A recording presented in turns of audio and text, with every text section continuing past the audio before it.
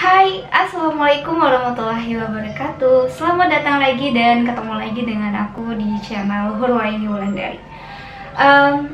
Hari ini harusnya kan aku share video masakan, cuma karena lagi stay at home, jadi aku belum sempat buat belanja buat bahan-bahan syuting. Jadi kita hari ini cerita-cerita aja ya, pengalaman aku promil di Padang sama dokter luar negeri dan di Morula IVF. Penasaran kan? Buat yang belum subscribe, silahkan aktifkan notifikasinya ya, silahkan juga diklik tombol subscribe-nya tentunya. Dan jangan lupa untuk komentar di bawah kalau teman-teman pengen nanya sesuatu tentang Morula atau nanya tentang yang berkaitan dengan promil yang mungkin aku tahu, aku bakal jawab. Atau teman-teman bisa share juga pengalaman promil teman-teman di bawah. Dan jangan lupa untuk klik tombol like-nya juga.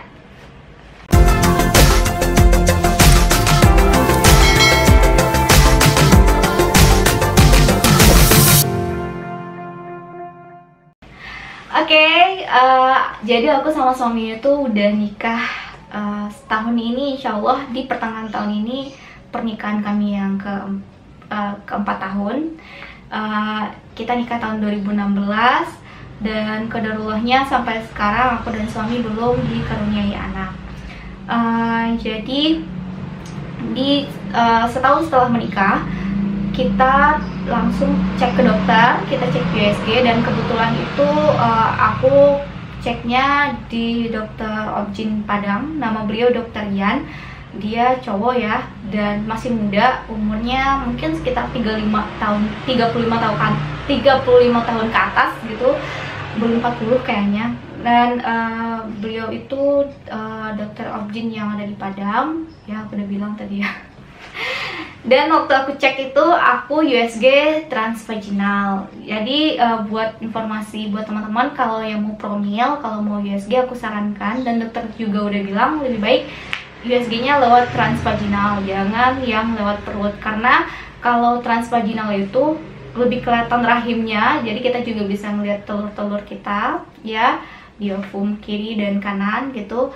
Dan kalau lewat perut kan kita nggak bisa ngeliat rahim kita, maksudnya apakah rahim kita, maksudnya tidak bisa kita ngeliat rahim kita secara jelas, itu intinya.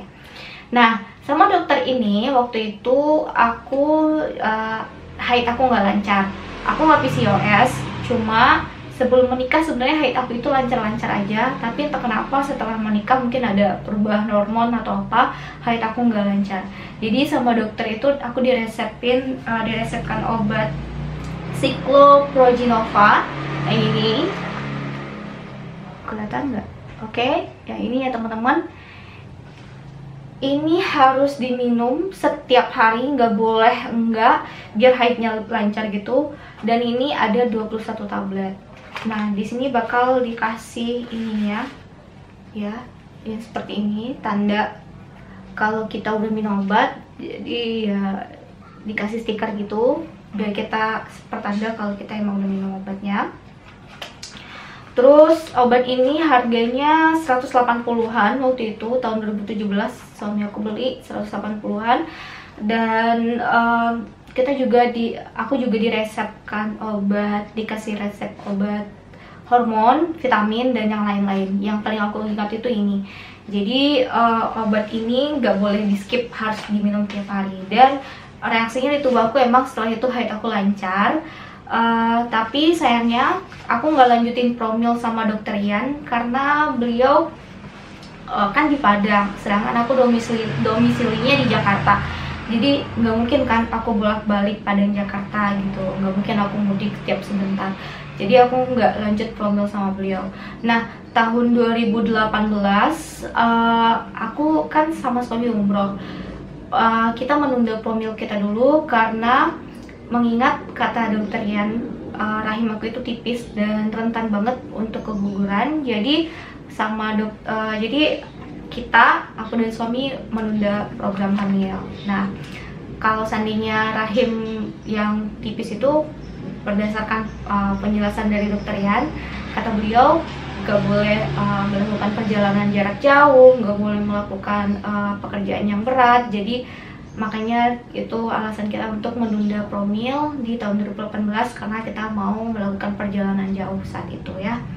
Nah, tahun 2019 aku promil lagi sama dokter Mara namanya. Beliau ini dokter Malaysia, dokter objin dari Malaysia. Bukan berarti aku promilnya di Malaysia, enggak. Aku promilnya di Jakarta.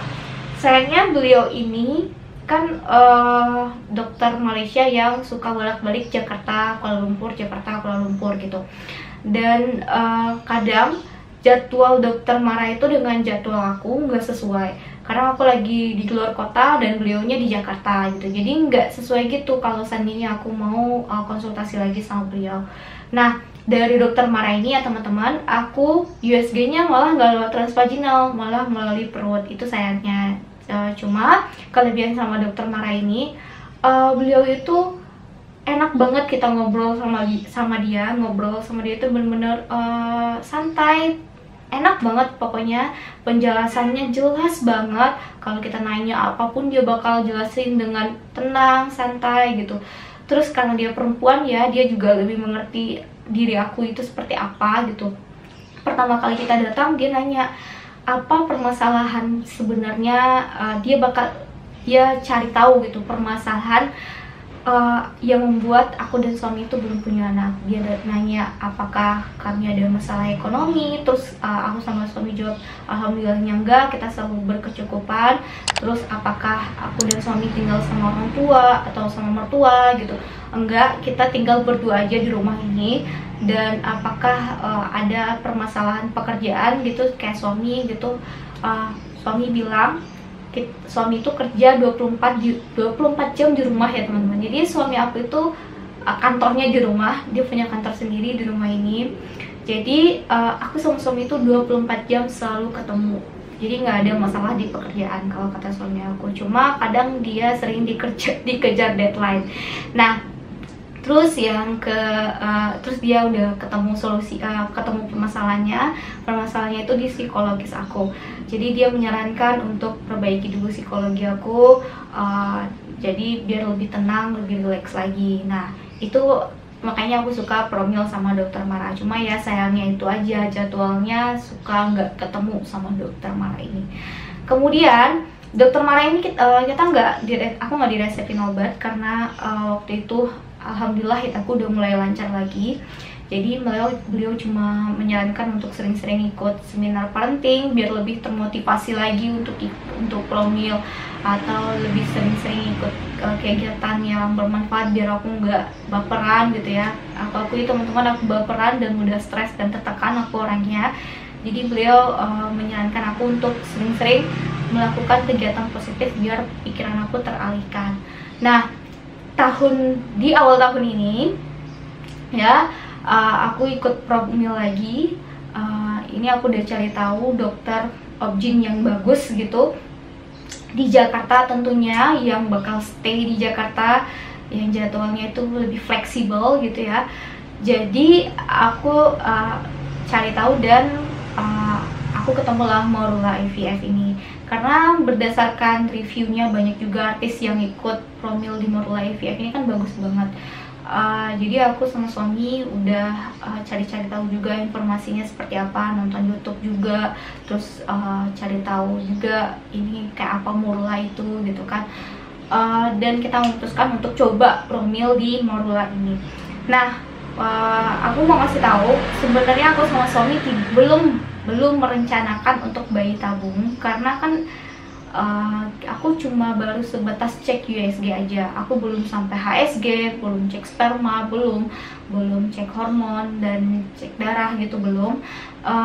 Tapi kita sengaja ke Morula ini karena dokter objinnya udah terkenal bagus, jadi makanya kita ke Morula.